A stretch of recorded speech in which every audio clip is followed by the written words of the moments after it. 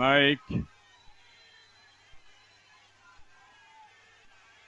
రాష్ట్రాన్ని కాపాడుకోవడానికి రా కదిలిరా అని పిలిపిస్తే మహానాడును తరపించే విధంగా ఈరోజు మీరందరూ వచ్చారంటే చాలా సంతోషం. ఈరోజు చూస్తా ఉంటే రాజమండ్రి రంకేసింది, రాజమహేంద్రవరం దద్దరిల్లింది. మీ ఉత్సాహం చూస్తా ఉంటే ఒక పక్క సముద్రం, సముద్రానికంటే ఎక్కువగా జన సముద్రం మన ముందరకు వచ్చింది.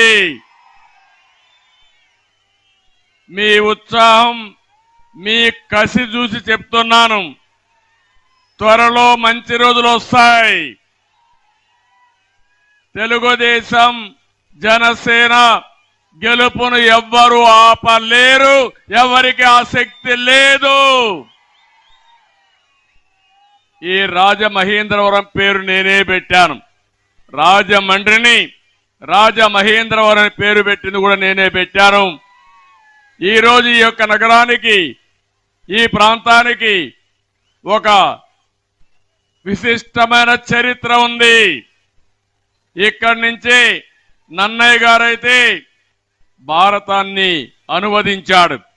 వీరేశలింగం గారు ఇక్కడి నుంచి సంస్కరణలు ప్రారంభించారు. ఎవరైతే ప్రకాశం పంతులు ఇక్కడే మున్సిపల్ చైర్మన్ గా పనిచేసి బ్రిటిష్ వాడికి గుండె చూపించి నీకు చేతనైతే కాల్చమని చెప్పిన ధైర్యశీలి ప్రకాశం పంతులు.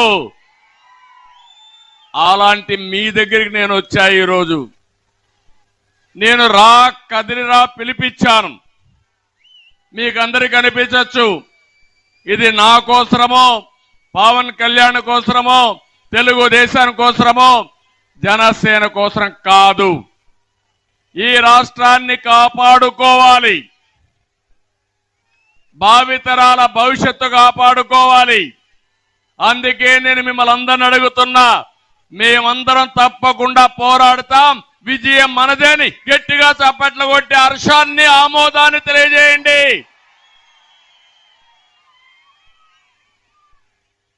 తెలుగు జాతి 10 కోట్ల జనాభా, 5 కోట్ల మంది తెలంగాణ గాని ఇతర రాష్ట్రాల్లో గాని ఇతర దేశాల్లో ఉన్నారు. 5 కోట్ల మంది మన రాష్ట్రంలో, ఆంధ్రప్రదేశ్ రాష్ట్రంలో ఉన్నారు. ఈరోజు మీరు చూస్తే, ఆ రోజు నేను దూరదృష్టితో ఒక విజన్ ఇచ్చాను. హైదరాబాద్ని అభివృద్ధి చేశాను. ఈరోజు ప్రపంచ పటంలో పెట్టాం. ఈరోజు మీరు చూస్తే తెలంగాణ రాష్ట్రం దేశంలోనే తలసరి ఆదాయంలో నెంబర్ 1 అంటే ఆ రోజు తెలుగుదేశం పార్టీ వేసిన ఫౌండేషన్ ని మీరందరూ అర్థం చేసుకోవాల్సిన అవసరం ఉంది. ఇంకో పక్కన మీ ఊర్లో మీరు చూడండి, 10 మంది 20 మంది, కొన్ని గ్రామాల్లో 100 మంది వేరే రాష్ట్రాలకు వెళ్ళారు, వేరే దేశాలకు వెళ్ళారు. ఆ రోజు నేను ఒక ఆయుధం వాళ్ళకి ఇచ్చా. ఆ ఆయుధమే ఐటీ. అక్కడ వాళ్ళకంటే ఎక్కువ డబ్బులు సంపాదిస్తారు. అవునా కాదా అని మిమ్మల్ని అడుగుతున్నా.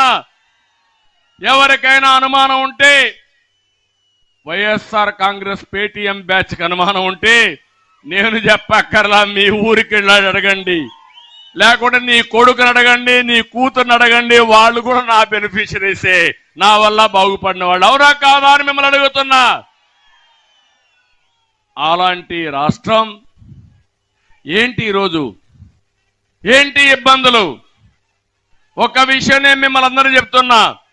నిన్న ఒక్కరోజు నేను చూశాను, ఒక సైకో పరిపాలన ఈరోజు రాష్ట్రంలో జరుగుతా ఉంది. ఒక మానసిక రోగి ఈ రాష్ట్రాన్ని పరిపాలిస్తున్నాడు. మొన్ననే విశాఖపట్నంలో మీటింగ్ పెట్టుకున్నారు. పెట్టుకోండి, విమర్శించండి, మాకు బాధ లేదు. నా ఫోటోని, పవన్ కళ్యాణ్ ఫోటోని, వేరే వాళ్ళందరూ ఫోటోలు 2 ముగ్గురు పెట్టి, వాళ్ళు అక్కడ చూస్తే బాక్సింగ్ బ్యాగ్స్ పెట్టి దాంతో కొడుతూ, కాళ్లతో బూట్ కాళ్ళతో తంతూ ఇష్టానుసారంగా చేశారంటే ఇది నాగరిక ప్రపంచం అనుమతిస్తుందా అని మిమ్మల్ని అడుగుతున్నా. ఇది న్యాయమా అని మిమ్మల్ని అడుగుతున్నా. నేను అడుగుతున్నా, ఇక్కడ పోలీసులు ఉన్నారు. నేను ఆ పని డయాస్ పైన పెట్టి జగన్మోహన్ రెడ్డి ఫోటోకు చేస్తే మీరు అనుమతిస్తారా అని పోలీసులు అడుగుతున్నా. చెప్పండి అయ్యా, మీరు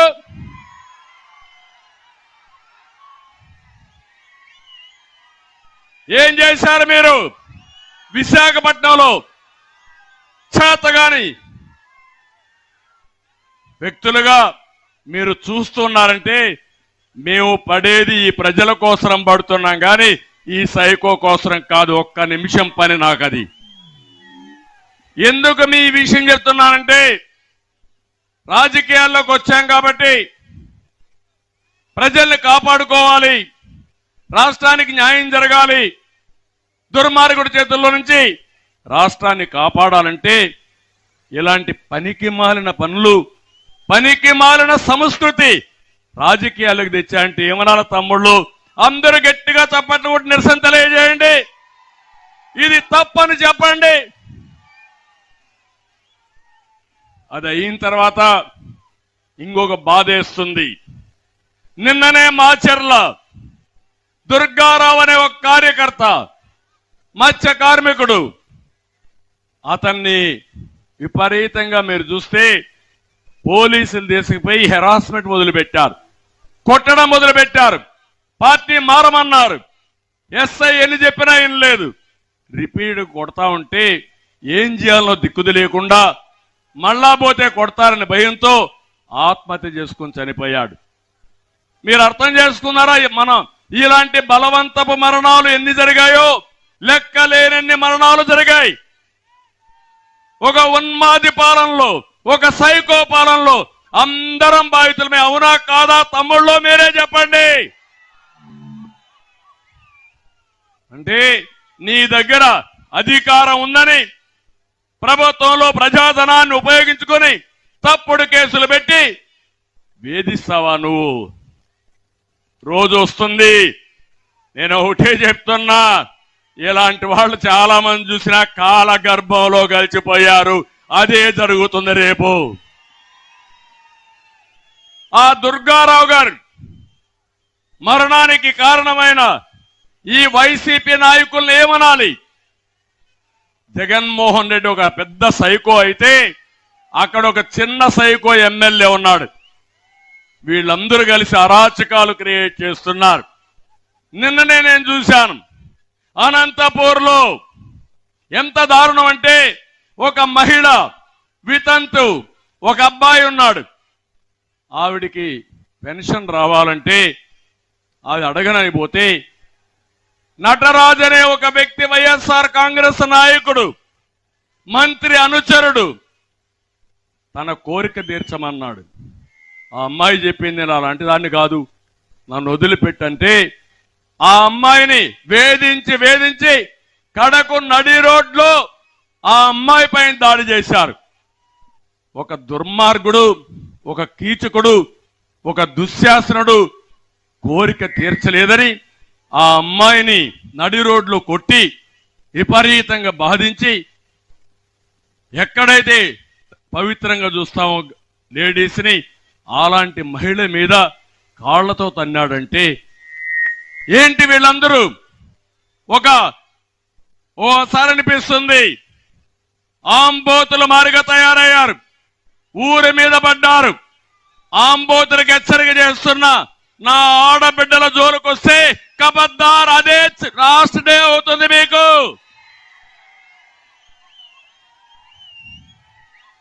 సిగ్గుందా ముఖ్యమంత్రిని అడుగుతున్నా? నువ్వు సైకో అవునా కాదని అడుగుతున్నా. అంటే ఎక్కడికి పోతున్నాం ఈ రాష్ట్రంలో? నిన్ననే